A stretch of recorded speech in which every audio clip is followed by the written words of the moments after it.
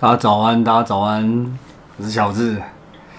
接下来分享一下，就是从巴厘岛回来之后，分享一下这个大概的费用，然后跟一些想法。然后我们这一次去巴厘岛旅游啊，其实我们是安排10天，3天在乌鲁瓦图，然后3天在乌布，然后另外最后3天在强固。那本来是要跟伙伴们一起同一天搭飞机啦，但是因为那个我们买机票的时候，同一天的机票真的是贵蛮多的，所以我们后来又决定就是再多留1天。好，那住宿的部分的话，因为我们这一次的伙伴一行人有7个大人加1个小孩，所以其实我们一起住一间 villa， 其实真的蛮划算的。所以假如你们有要住 villa， 最好是多一点人一起分，其实比较好啦。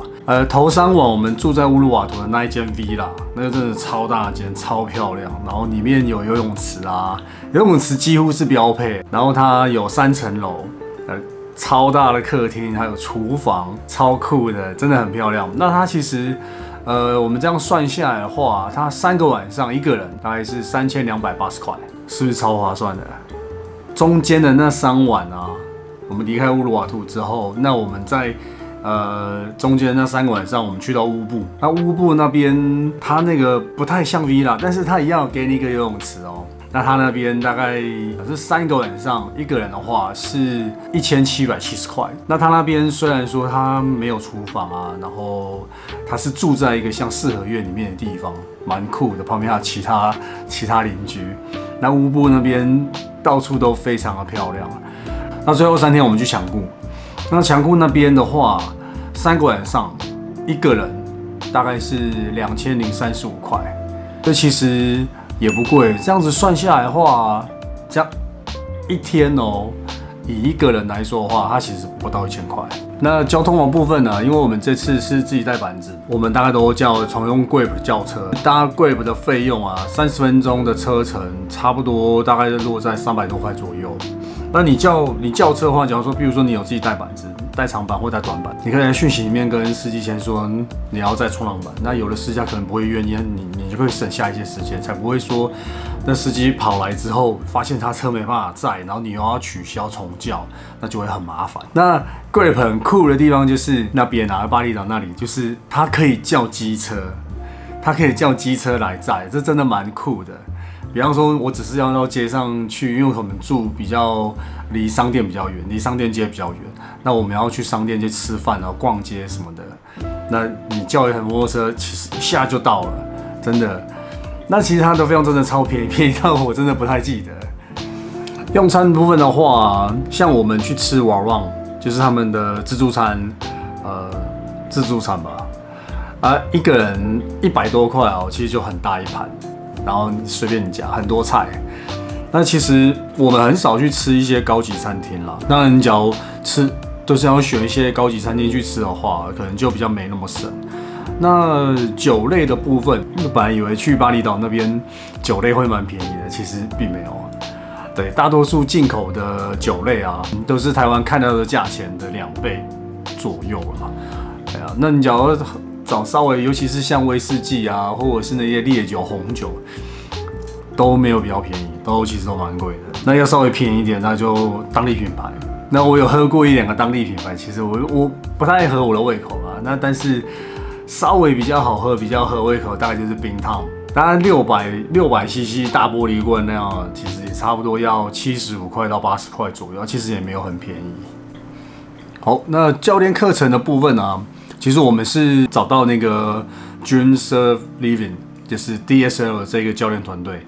那其实我们在出发去巴厘岛前1周，我们就先跟他们订了。那他们会先确认一下我们上课伙伴的分别的程度，然后再帮我们安排课程。然后他们会出一个明细，上面会有指派的教练啊，然后还有上课的时间、地点啊。但是假如他大概会先跟我们说。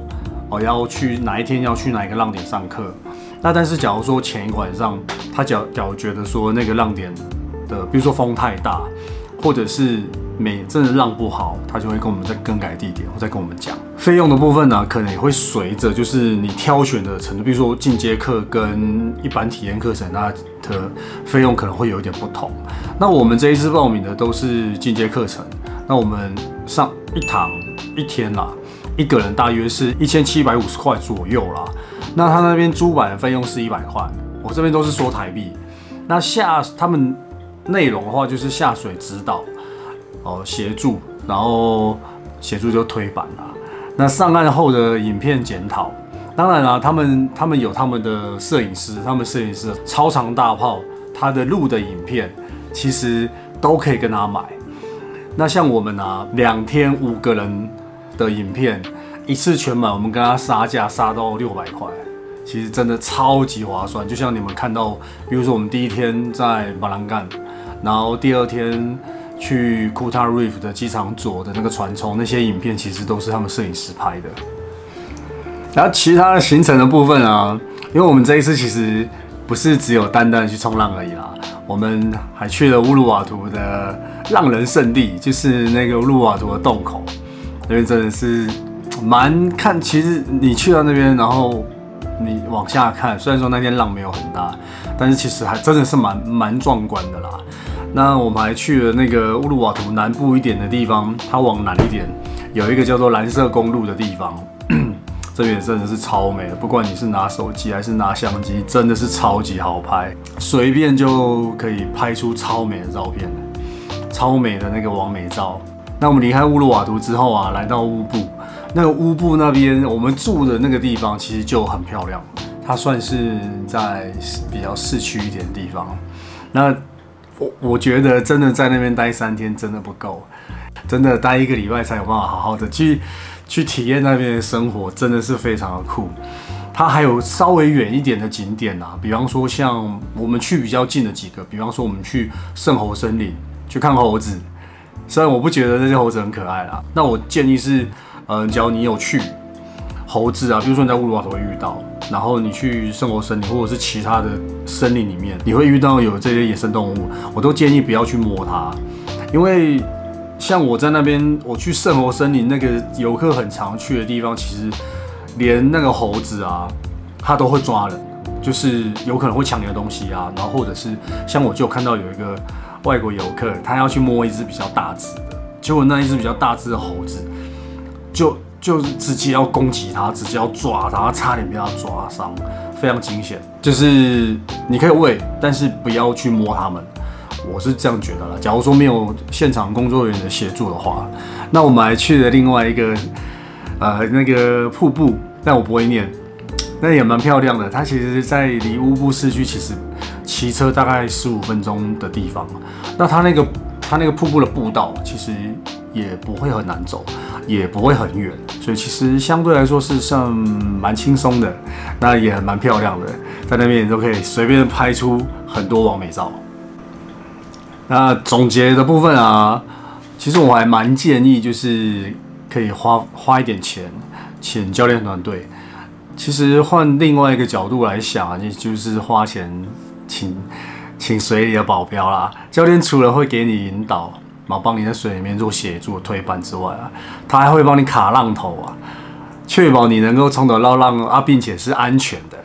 当然啊，假如说你要冲比较大的浪，那我觉得去到那边啊，其实像因为我们去的时候是5月中，那他们开始已经慢慢的能量开始有一点点在进来，它虽然说还没有进入大浪季，但是比2、3月的浪还要再大一些，基本都是1人多这样子。那假如说基本功像划水、越浪啊、潜越，短板的话就潜越。体能的部分，假如说没有到很好的话，其实我觉得你要再多练扎实一点会比较好啦，因为这样比较保险，也比较安全。那你去玩也会比较尽兴，因为假如说你去那边，那你一看哇浪那么大，然后你不敢下，其实就蛮可惜的。当然，其实他们那边浪点很多，那有的时候像比如说我们去巴兰干，或者是像 Kuta Reef 它那个靠近沙滩的地方，其实是没有外面船冲那么大。那当然就是教练你请教练他会帮你评估啦。像我就觉得，因为我第一次去我没有去过，那我决定就是请教练给我一些引导这样子。那我这样冲完回来，有一个比较明确的心得，就是我带去的板子太短了，就是那一张 F9。虽然说这个板子啊，在台湾冲浪高大概在1人以下比较缓的，都算蛮好应付的。但是去到巴厘岛就显得比较力不从心啊。那边的教练也是说，这张板子对这边来说有点太短，对我来说也是啊。对啊，当然其实那边到处都租得到板子，你不一定要自己带板子去，你也可以去租1天的，然后也有租1个月的，1天大概就是400-500块这样子，那你都可以租到很不错的板子。对啊。下次去可能就是在那边租啦，或者是去买一张也 OK。那边啊，我觉得巴厘岛那里的人，当地的 local 当地的人其实都蛮友善的，不论是在街上或者是在水里。我们在水里面，所以可能因为我们有请教练，他们其实都很 nice， 对我们都很好。那连带的就是旁边的一些local 啊，其实也都对我们蛮好。那其实我们在最后一天，我们在库塔的海边，在机场旁边库塔的海边。那我们没有请教练，我们就是自己2个人下去冲。那其实也有看到一些 local 的教练在带其他学生，那他们也都对我们蛮 nice 的啦。比如说我们要追，那他看到我已经准备好了，那他其实是会让我下。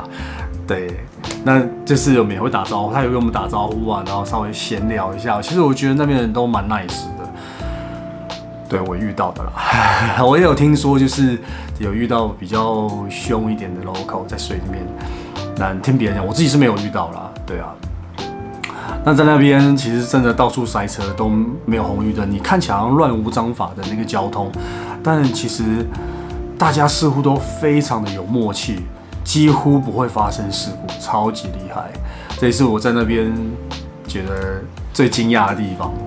那最后啊，我觉得10天真的不够啊，真的觉得有点短。我觉得1个月吧。对，我光觉得在乌布探索那些其他的地方，我就觉得靠，这3天怎么可能会够？你至少要1个礼拜吧。那冲浪的部分也是，对啊，需要更多的时间去体验一下那边的海浪，然后跟那边的生活。对，假如你还没有订阅这个频道，就帮我一下订阅。那帮我分享给喜欢旅游、喜欢冲浪。那假如说有机会，我们明年再一起去巴厘岛，或者是龙目岛，有想要去，对，记得帮我按赞。那我们下次见，拜喽。